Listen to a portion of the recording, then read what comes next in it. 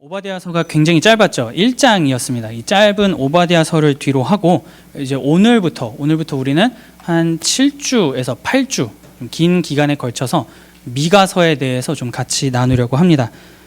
이 오늘은 첫 시간이기 때문에 그래서 오늘 첫 시간이죠. 그래서 이 미가라고 하는 책의 배경 그리고 미가라고 하는 사람이 어떤 시대에 활동했는지 우리가 먼저 이것을 좀 정리하고 함께 말씀을 좀 나누려고 합니다. 미가라고 하는 이름의 뜻은 누가 여호와와 같은가 라고 하는 이름을 가지고 있습니다. 이름 자체가 하나님을 향한 신앙의 고백임을 우리가 좀 볼 수가 있죠. 이 사람은 나라가 갈라졌을 때 남과 북으로 갈라졌을 때 남왕국 유다에서 활동하던 선지자였습니다.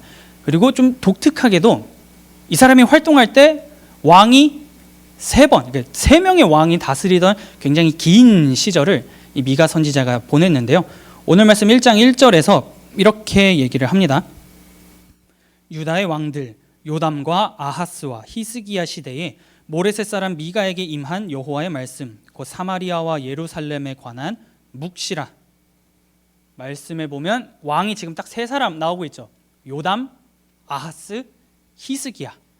그러면 이제 우리가 딱 해야 될 거는 이 3명의 왕의 시대에 이스라엘 가운데 남유다 가운데에 무슨 일이 있었는가 라고 하는 것을 우리가 좀 보아야 합니다. 그래서 각 왕들을 엄청 이렇게 현미경 가지고 자세하게 보지는 않겠지만 대략적으로 어떤 일들이 있었는지를 우리가 좀 보려고 합니다. 이 요담, 아하스, 히스기야라고 하는 왕이 남유다를 통치할 때 국제 정세의 판도를 잡고 휘젓고 있는 제국은 우리가 너무나도 많이 들었고 익숙하게 알고 있는 아수르입니다. 아수르는 굉장히 잔인한 국가였죠. 사람의 살가죽을 산채로 벗겨가지고 전시를 하고 포로 이런 민간인들의 목을 잘라가지고 자식을 찾아서 네가 너의 아버지의 목을 들고 이 거리를 행진하라, 이런 식으로 굉장히 잔인했던 민족, 잔인했던 제국이 아수르였습니다. 그들이 패권을 잡았을 때 이 3명의 왕이 남유다를 통치했던 것이죠. 그러면 굉장히 불안한 시대였고 전쟁, 공포 이러한 게 끊이지 않는 시대였겠구나라고 하는 거를 우리가 좀 짐작해 볼 수가 있습니다. 그 중에서 이 첫 번째로 나왔던 요담, 이 요담이라고 하는 왕은 좀 착했어요. 선한 왕, 좋은 사람이었습니다. 이 사람은 하나님을 앙망했고 하나님을 예배하는 데 있어서 이게 전심으로 달려가기 위해서 굉장히 많은 노력을 했던 왕이었습니다. 그럼 저 행동이 좀 좋잖아요. 그래가지고 성경은 그에 대해서 이렇게 평가를 합니다. 열왕기하 15장 34절입니다. 요담이 그의 아버지 우시야의 모든 행위대로 그것을 부수고 느후수단이라 일컬었더라. 히스기야가 이스라엘 하나님 여호와를 의지하였는데 그의 전후 유다 여러 왕 중에 그러한 자가 없었으니 곧 그가 여호와께 연합하여 그에게서 떠나지 아니하고 여호와께서 모세에게 명령하신 계명을 지켰더라 라고 나와 있습니다. 뭐가 막 긴데요. 한마디로 요약하면 이겁니다. 엄청나게 뛰어나고 훌륭하고 하나님께 향했던 왕이었다라고 하는 거죠. 그래서 이 아까 제가 같이 함께 우리가 본 열왕기하 18장 3절에서 6절을 다시 한번 다른 표현으로 바꾸면 이겁니다. 그는 제2의 다윗이었다 라고 성경이 평가를 하는 겁니다. 하나님 마음에 합한 자 하면 우리가 다윗을 떠올리는데 이 남유다 말기에 히스기야라고 하는 사람도 다윗이었다, 제2의 다윗이었다라고 성경이 평가를 하고 있는 것이죠. 그러면 이 사람이 얼마만큼의 믿음을 가지고 하나님을 바라보고 하나님께 예배하기 위해서 발버둥 쳤는지를 다윗을 우리가 좀 아니까요. 히스기야에게 대입해 보면 그가 얼마나 열심히 살았는지를 좀 상상을 해볼 수가 있습니다. 그런데 이 사람이 무언가를 하나 해요. 그게 무엇이냐면 아수르가 계속해서 힘이 강해지고 있었습니다. 그 시대에. 그러면 나라를 지켜야 되는 게 왕이 해야 할 행동이잖아요. 그래서 방어나 이런 모든 것들을 위해서 식량을 저장하고 식수를 공급하기 위해서 대규모 공사를 이 히스기야가 진행을 합니다. 우리가 적군의 공격을 받았을 때 그래도 좀 버티고 막아낼 수 있어야 되지 않겠습니까? 그러니 좀 공사하면서 건축물을 만들고 여러 가지 좀 해봅시다 라고 해서 대규모 공사를 진행을 해요. 좋은 거죠. 왕이 국가를 지키기 위해서 하는 행동이니까 좋은 겁니다. 그런데 일반 백성들의 삶으로 들어가서 이들이 어떤 삶을 살았을까라고 우리가 생각을 해보면 정말 힘들었겠다라고 하는 것을 우리가 좀 볼 수 있는 것이죠. 왜냐하면 요담, 아하스 이렇게 진행되어 갈 때 전쟁이 끊이지 않았습니다. 아수르가 쳐들어오질 않나, 북이스라엘과 막 아람의 군대가 들어오질 않나, 온갖 공격이 막 들어왔어요. 그럼 사람들의 삶이 굉장히 피폐해지기 시작했겠죠. 매일마다 전쟁인 겁니다. 매일마다 주변에 사람들이 차출되어 나가가지고 다 죽어요. 이게 사람이 살만한 세상입니까? 그게 전혀 아닌 거잖아요. 그렇게 해서 제대로 된 뭔가 삶을 영위하면서 누린다라는 게 머릿속에서 좀 지워졌습니다. 그러고선 히스기야라고 하는 사람이 왕이 되었더니 뭔가 막 하나님께 뭐 열심히고 하다 보니까 뭔가 그래도 우리의 삶이 좀 햇빛이 들어오나? 라는 차에 엄청난 대규모 공사를 진행을 하는 겁니다. 자, 그런 공사를 진행하면 필요한 게 있죠. 일단 사람이 필요합니다. 인력이 필요하죠. 그리고 국가에서 뭘 걷어가겠습니까? 그 공사를 하기 위해서 세금을 걷어가겠죠. 돈이 있어야 뭘 지으니까요. 일반 백성들이 공사에 나가는 그 엄청난 노동을 소모하게 되고, 그리고 세금 어마무시하게 이제 가져가는 겁니다. 나라를 위해서 하는 일이니까 좋은 건 맞지만 계속된 전쟁으로 인해서 피폐해진 삶 속에 나 먹고 살기도 바쁜데 그것도 힘든데 가서 공사도 하고 세금도 내야 되고, 일반 백성들의 삶이 굉장히 어려웠겠다라고 하는 것을 우리가 좀 볼 수 있는 겁니다. 그렇기 때문에 이 백성들이 자기들도 살 길을 좀 찾아야 되잖아요. 매일마다 막 죽어나고 언제까지 저렇게 살 수 없다라고 하다 보니까 주변에 있던 뭐 산당이나 남아있는 것들, 이러한 우상들의 일반 백성들이 휩쓸리고 그것들을 의지하기 시작을 합니다.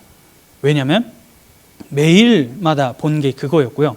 누구도 우리를 지켜주지 않던 상황 가운데에서 그나마 의지하던 게 산당이었으니 그 산당을 내가 붙잡으며 살아가겠다라고 하던 것이 그 당시 미가가 사역하던 시대의 일반 백성들의 생각이었다라고 하는 것이죠. 그렇기 때문에 하나님께서는 죄악으로 가득 찬 유다를 심판하겠다라고 하시면서 이렇게 말씀을 하시는 겁니다. 미가 1장 5절입니다. 이는 다 야곱의 허물로 말미암음이요 이스라엘 족속의 죄로 말미암음이라. 야곱의 허물이 무엇이냐? 사마리아가 아니냐? 유다의 산당이 무엇이냐? 예루살렘이 아니냐? 이 5절에서 말하는 야곱은 그 당시 아직은 현존에 있었던 북쪽 나라 북이스라엘을 가리킵니다. 이 북이스라엘의 허물이다라고 하나님께서 말씀을 하셨는데요. 허물이라고 하는 것을 바꿔서 표현하면 반역입니다. 반역.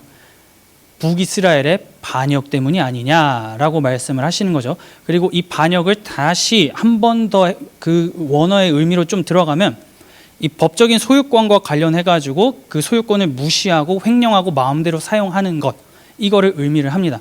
법적인 판결을 북이스라엘에게 내버리시는 것이 지금 하나님의 평가다라고 하는 거죠. 왜냐하면 이 이스라엘이라고 하는 민족 자체가 하나님이 세상에서 내가 너희를 택했고 너희가 내 거라고 나는 도장을 찍었거든. 그러니까 너희들의 모든 삶, 모든 것들은 다 나한테 속했어. 너희 내 거야 라고 일찍이 하나님께서는 출애굽기에서 그렇게 말씀을 하셨어요. 그러면 이스라엘 백성은 북이건 남이건 상관없이 하나님의 소유였던 겁니다. 그런데 이 백성들이 아니, 우리는 하나님의 소유가 아닙니다. 우리는 우리의 삶을 즐기고 우리는 우리 마음대로 살아가겠습니다 라고 했던 것이 북이스라엘의 삶이었고, 그런 국가를 보면서 하나님께서는 반역이고 허물이다 라고 책망을 하고 계시는 장면이라고 할 수가 있습니다. 한마디로 하나님이 아닌 다른 무언가를 예배하고 사랑하기에 아주 빠르게 달려갔던 것이 위에 있던 나라 북쪽 이스라엘이었다라고 하는 거죠. 북쪽하고 남쪽이 사이가 좋지 않았어요. 북이스라엘과 남유다가 사이가 굉장히 좋지 않았습니다. 여기까지 백성들이 만약에 들었다라고 생각을 해보면 우와 하면서 굉장히 좋아했을 거예요. 왜냐하면 우리에 대한 심판은 얘기하지 않고 여기까지만 딱 보면은 위쪽 북쪽 나라에 대한 지금 심판을 얘기하고 있는 거거든요. 그러면 그렇지, 쟤네는 무너져야지, 이런 식으로 생각을 했을 거란 말입니다. 그런데 바로 뒤이어서 미가는 남유다 또한 별반 다르지 않다라고 얘기를 하는 겁니다. 유다의 산당이 예루살렘이다 라고 언급을 하고 있는 것이죠. 이 예루살렘, 하나님이 계신 성전이 있던 장소였습니다. 이곳에서 하나님을 예배했고 이곳에서 하나님이 우리와 함께 계시며 그분의 눈동자가 우리를 보호하시고 지키시며 우리가 살아갈 수 있는 이유, 이곳이 성지고 이곳이 우리의 심장이다 라고 하는 그 예루살렘, 거기에 있던 신전, 얼마나 사람들이 굉장히 그 자랑하고 했겠어요. 그런데 하나님은 굉장히 날카롭게 평가하는 거죠. 얘들아, 그거 성전이 아니고 산당이야. 아까 전에 제가 말씀드렸던 그 엄청난 집단으로 그런 성행위를 하고 우상을 숭배하는 그 장소가 성전이 되었다. 성전이 그런 기능을 지금 하고 있잖아 라고 하나님께서 유다 백성들에게도 좀 날카롭게 말씀을 하고 계시는 겁니다. 이 5절에서 보면 허물이 나오고 죄라는 단어가 나옵니다. 두 가지가 나오는데 우리가 아까 허물을 좀 살펴봤는데요. 죄는 좀 익숙하실 거예요. 관역을 벗어남이라고 하는 의미를 가집니다. 그러면 좀 생각해 볼게요. 하나님이랑 아까 하나님이 내가 너희를 내 걸로 만들어서 너희 내 거야 라고 하는 그 하나님과의 관계가 있죠. 그러면 하나님의 백성은 그 하나님과의 관계를 유지하기 위해서 그 목표점을 향해서 제대로 나아가야 합니다. 그런데 죄는 관역을 벗어남이죠. 그 관계와 다른 길로 가는 것이 죄다라고 우리가 정리를 할 수가 있습니다.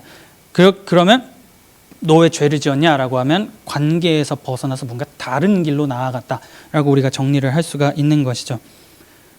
그러면 이 너희들의 죄로 인해서 남유다 너희도 다를 바 없다. 너희들의 죄로 인해서 내가 있는 그 거룩하고 구별되어야 할 성전이 너희들의 집단 성행위를 하고 너희들의 욕망을 분출하고 너희들의 쾌락만을 즐기기 위한 산당이 되었다. 이거 뭔가 좀 잘못된 거 아니냐? 라고 하나님께서 유다 백성들에게 말씀하고 계신다라고 하는 겁니다. 너희들의 모든 종교적인 열심이 나를 향한다라고 얘기하지만 그게 아니고 그냥 너희들을 위해서 너희들이 즐기기 위해서 하는 행동 아니냐. 뭔가 잘못됐다. 너희들 정말 많이 망가졌다라고 하나님께서 말씀을 하고 계시는 겁니다.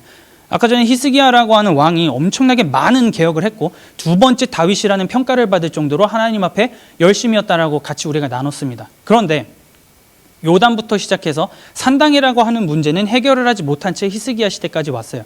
그러면 긴 시간이잖아요. 긴 시간 동안 더 많은 사람들이 산당이라고 하는 시스템에 적응을 했고 이 산당의 메커니즘이 굉장히 익숙해진 겁니다. 그러면 그 산당을 없애려고 할 때 당연히 반대하는 움직임도 있을 거고 그 산당이 자꾸 이스라엘 백성들이 뭔가 다른 생각을 할 때마다 뭔가 어려워질 때마다 계속 발목을 잡았겠죠. 하나님께 답이 있는 게 아니고 저 산당에 가야 된다라고 하면서 계속해서 해결하지 못했던 문제가 유다 백성들의 발목을 시도 때도 없이 잡는 문제가 그 상황이 발생하게 된 겁니다. 지금껏 아무런 죄책감도 없이 내 마음대로 살고 내 마음대로 내가 원하는 쾌락을 추구하면서 살다가 나 여호와가 거룩하니 너희도 거룩하라 라고 하는 그 구별된 삶을 살아가면서 이 산당을 없애려고 하니 얼마나 힘들었겠어요. 원초적인 본능에 따라 살아가다 그거를 억제하려고 하니까 브레이크가 걸리고 제동이 걸리고 우와 이거 힘들다 라고 하는 것이 백성들의 삶 가운데에서 나타나기 시작했다라고 하는 것을 우리가 좀 보게 되는 겁니다. 그렇기 때문에 하나님은 성전이 산당이 되었다라고 하시는 겁니다. 우리가 우상 숭배를 생각할 때 유다가 하나님을 떠나서 완전히 다른 거에다 절했다라고 생각을 하는데요. 그게 아니에요. 성전에 가서 여전히 예배는 드렸습니다. 예배가 단 한 번도 끊긴 적이 없어요. 이 자리 가운데 와가지고 저분이 하나님이시고 저분에게 경배를 해야 된다면서 예배를 그 대상을 하나님에게다 두지만 그 방식, 그 찾아가는 목표, 그들이 추구하는 것 그거는 하나님하고 전혀 딴판인 거를 보고 있던 겁니다. 완전히 뭔가가 혼합이 되어가지고 제대로 된 신앙의 모습을 보여주지 못했던 것이 이 당시 백성들의 모습이에요. 그렇기 때문에 산당에서 하던 짓거리를 성전에서 하지 마라 라고 하나님께서 지금 강하게 말씀을 하고 계시는 겁니다. 그러면 우리의 모습을 좀 돌아볼 수 있으면 좋을 것 같아요. 우리 모두는 겉으로 드러나진 않지만 누구나 다 마음에 하나 이상의 산당이 자리 잡고 있습니다. 그게 지금 오늘 본문에 나온 미가 시대를 살아가던 이스라엘 백성들의 모습처럼 그게 성적인 문제가 될 수 있죠. 성이 될 수도 있고 그게 뭐 우리가 그냥 삶에서 맨날 많이 느끼는 뭐 술, 담배가 될 수도 있고 물질이 될 수도 있고 명예가 될 수도 있고 혹은 인간관계가 될 수 있습니다. 그게 무엇이든지 간에 내가 겉으로는 사람들이 그거에 대해서 모르지만 하나님과 나만이 알고 있는 그 마음속의 산당은 우리들의 마음 가운데에 부서지지 않은 채 날마다 건강하게 세워져 있다라고 하는 것을 우리는 우리 자신을 정확하게 비추어 보면 그걸 알 수가 있죠. 산당이 있다라고 하는 걸 알 수가 있습니다. 그러면 이제 우리가 선택을 해야 되는 겁니다. 이 내면의 산당을 해결하지 못한 채 이걸 애써 외면하고 그냥 하나님께 예배를 드리겠습니다 라고 하면서 이걸 자꾸 그냥 몰라 이렇게 없애는 게 아니고 외면하려고만 한다면 오늘 본문에 나온 미가가 살아가던 시대의 이스라엘 백성들의 모습과 같은 행동을 계속해서 할 수밖에 없게 된다라고 하는 겁니다. 그러면 하나님께 우리가 나중에 무슨 평가를 듣겠습니까? 너희들이 하던 모든 종교적인 열심은, 너희들이 나를 예배한다라고 했던 그 모든 것은 허물이고 죄고 산당이다. 마당만 밟고 가는 거다. 문을 닫았으면 좋겠다 라고 하나님께서 말씀을 하시겠죠. 그리고 그 산당을 우리가 해결하지 못한 채 그냥 애써 하루하루 살아가게 된다면, 당장은 그게 영향을 주진 않을지라도 나중에 정말 중요할 때 우리의 발목을 잡고 우리를 넘어뜨리고 쓰러뜨리게 할 겁니다. 오늘 이 본문 가운데 나온 유다 백성들의 삶처럼 말이죠. 왕이 아무리 산당을 없애려고 하고 뭔가 열심히 한다 하더라도 계속해서 그 몸 가운데 완전히 체득된 그거는 어떻게 할 수가 없었다라고 하는 것을 우리가 이 본문 가운데에서 보게 되기 때문이죠. 아하스의 시대와 같은 잘못이 우리의 삶 가운데서 우리가 행동하게 될 위험성은 언제든지 도사리고 있다라고 하는 겁니다. 그렇기 때문에 우리가 이 세상을 살아가면서 내가 그리스도인이다라고 하는 생각을 가지고 살아갈 때 그 누구보다 치열해야 되고 그 누구보다 거룩이라고 하는 것이 무엇인지를 생각하면서 끊임없이 싸워가야 하는 것, 바르게 사는 것이 무엇일까라고 하는 것을 우리가 좀 고민할 수 있어야 된다라고 하는 것이죠. 그렇기 때문에 수많은 선지자들이 다 동일하게 하나의 메시지를 내는 겁니다. 하나님 알기를 바르게 알고 힘써 알고 하나님께 돌아가야 된다라고 이들이 반복적으로 모든 선지자들이 한 목소리로 외쳤던 이 메시지가 바로 이런 오늘 본문에 나온 미가가 살아가던 시대 이스라엘 백성들의 모습 때문에 그랬다라고 하는 것을 우리가 보게 되는 겁니다. 아까 전에 제가 너희 내 거야 라고 하나님이 말씀하셨다라고 했잖아요. 그 성경 구절을 좀 같이 보겠습니다. 출애굽기 19장 5절에서 6절입니다. 세계가 다 내게 속하였나니 너희가 내 말을 잘 듣고 내 언약을 지키면 너희는 모든 민족 중에서 내 소유가 되겠고 너희가 내게 대하여 제사장 나라가 되며 거룩한 백성이 되리라. 너는 이 말을 이스라엘 자손에게 전할지니라. 너희 내 거고 내 언약 잘 지켜야 돼 라고 지금 정확한 목적지 관역을 하나님이 주신 거를 우리가 볼 수 있는 것이죠. 그렇기 때문에 선지서의 말씀이 뭔가 다가가기 어렵고 뭔가 힘들고 하는 거는 맞습니다. 뭔가 좋은 얘기를 좀 해주면 뭐가 좀 좋은데 그런 말들이 막 나오지 않잖아요. 그럼에도 불구하고 우리는 이런 말씀들을 통해서 우리들 개개인의 삶을 분명하게 하나님 앞에서 돌아보면서 행동할 수 있어야 된다라고 하는 겁니다. 나는 진실되게 하나님의 백성으로 살아가고자 이 땅에서 무엇을 하고 있는가? 과거를 보면서 내가 바뀌어야 될 것은 무엇인가? 내가 변화해야 될 것은 무엇인가? 라고 하는 질문과 행동을 우리는 끊임없이 반복할 수 있어야 된다라고 하는 겁니다. 하나님의 말씀을 듣고 살면서 그거를 행하면서 나는 하나님께 속한 자입니다 라고 하는 것이 나타날 수 있어야 된다라고 하는 거죠. 히스기야를 통해서 나라가 안정되긴 했지만 여전히 문제가 많았다라고 하는 것도 우리가 좀 봤습니다. 그래서 하나님의 심판은 이게 변하지 않았다라고 하는 그 절망적인 사실 때문에 미가는 이렇게 절규를 합니다. 1장 8절에서 9절입니다. 이러므로 내가 애통하며 애곡하고 벌거벗은 몸으로 행하며 들깨같이 애곡하고 타조같이 애통하리니 이는 그 상처는 고칠 수 없고 그것이 유다까지도 이르고 내 백성의 성문 곧 예루살렘에도 미쳤음이니라. 나라가 이제 멸망할 거다 라고 하는 그 절망적인 사실 앞에, 현실 앞에 선지자가 울부짖고 절규하고 있는 모습을 우리가 보게 되는 겁니다. 그리고 이 8절에서 9절이 이 미가가 고백할 때는 이미 저 위에 있던 북이스라엘은 아수르의 공격에 의해서 나라가 멸망했던 때였어요. 그러면 유다는 그 위에 나라가 멸망한 걸 보면서 뭘 생각해야 되겠습니까? 우상 숭배를 하다가 나라가 망했으니 우리라도 뭔가 좀 제대로 뭔가 해봅시다 라고 하는 그 교훈을 얻어야 했지만 오늘 이 미가가 외치는 메시지를 보면 전혀 그러지 못했다라고 하는 거죠. 그들은 자신들의 힘, 자신들의 군사력, 자기들이 가지고 있는 지리적 여건으로 인해서 나타나는 그 어떤 추가적인 이득, 이런 것에만 힘을 모으고 이런 것에만 집중했기 때문에 너희들은 끝까지 하나님을 의지하지 않는구나. 심판이 확정되었구나. 그 상처는 고칠 수가 없구나. 너무 절망적이다 라고 이 선지자가 비명을 지르고 있는 겁니다. 이제라도 바뀌어야 되는데 왜 그렇게 하지 못하는 겁니까? 제발 좀 돌아오십시오 라고 선지자가 외치고 있는 장면을 우리가 오늘 1장을 통해서 보게 되는 겁니다.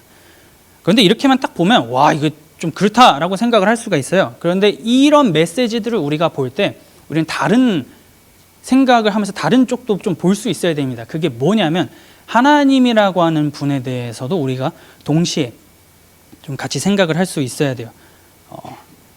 너희들 말 안 들으면 이렇게 될 거야 라고 얘기를 해주는 것 자체가 가지고 있는 의미는 거꾸로 말하면 이거죠.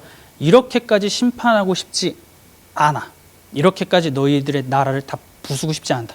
세계가 다 내게 속했고 너희 내 거라고 내가 얘기했는데 그렇기 때문에 난 너희를 부수고 싶지 않아. 그러니 제발 돌아와. 돌아오는 방법을 모르겠어? 알려줄게. 산당 부수고 이런 행동을 안 하면 돼 라고 하면서 선지자들이 와가지고 답을 계속 알려주는 거예요. 하나님이 보내셔서 너는 가서 얘기해라. 그들이 잘못하고 있는 거를 깨우치게 하고 그들이 돌아올 수 있도록 인도해라 라고 하는 이 선지자들의 많은 등장, 그들의 메시지는 결국에는 하나님이 이 백성을 포기하지 않았고 하나님이 어떻게 해서든지 이 백성을 돌이키게 하기 위해서 열심을 내고 계셨다라고 하는 것을 우리가 보게 되는 겁니다.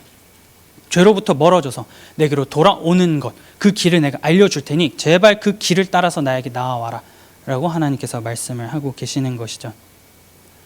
오늘의 우리가 함께 나눈 이런 미가와 같은 본문이나 아니면 다른 선지서들도 이런 얘기하는 것들이 많습니다.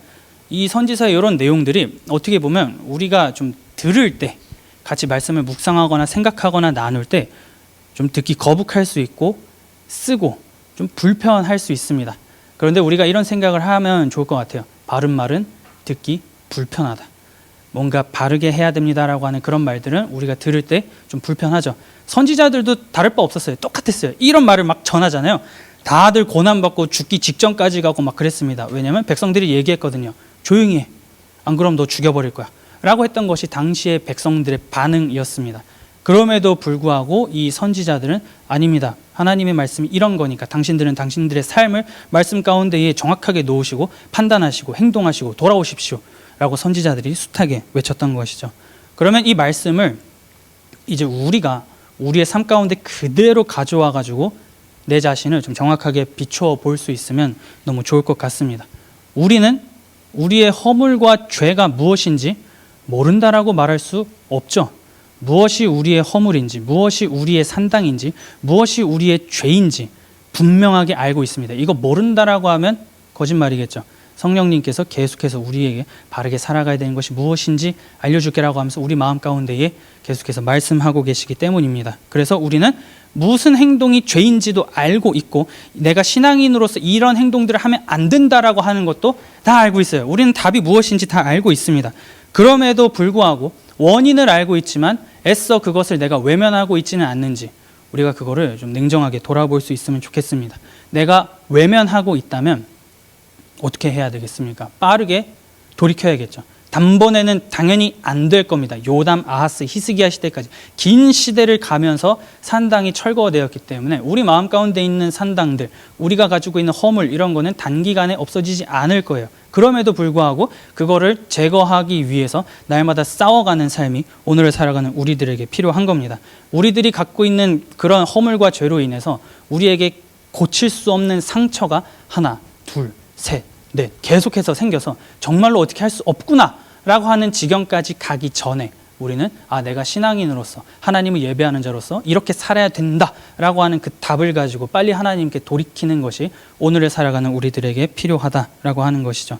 그런 몸부림들을 통해서 넘어지지만 다시 바꿔가겠습니다라고 하는 그 결단들을 통해서 하나님은 우리를 만들어 갈 겁니다. 하나님께서 보시기에 합당한 모습, 너희 내 거야, 구별될 거야 라고 하는 그 모습이 무엇인지 궁극적인 그 모습을 우리는 닮아가게 될 겁니다.